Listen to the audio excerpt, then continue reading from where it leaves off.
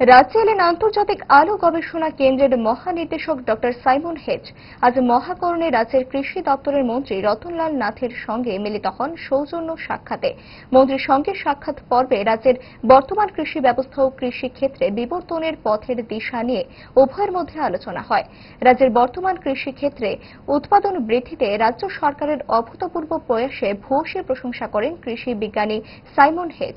রাজ্যের আলু উৎপাদনে অসামান্য সাফল্যের অত্যন্ত সন্তোষ প্রকাশ করেন সাইমন হেজ। পেরুতে রাজ্য কৃষি গবেষণা ক্ষেত্রের বিজ্ঞানীদের বিনা খরচে আরও উন্নত সময়োপযোগী প্রশিক্ষণের জন্য প্রতিনিধি দল পাঠানোর উদ্যোগ নিতে মন্ত্রীকে প্রস্তাব দিয়েছেন ডক্টর সাইমন হেজ। মন্ত্রী রতনলাল নাথ এই প্রস্তাব সানন্দে গ্রহণ করেন। আগামী বছরের শুরুতেই পেরুতে রাজ্যের প্রতিনিধি দল পাঠানোর ব্যবস্থা করা হবে বলে ডক্টর সাইমন হেজকে জানিয়েছে।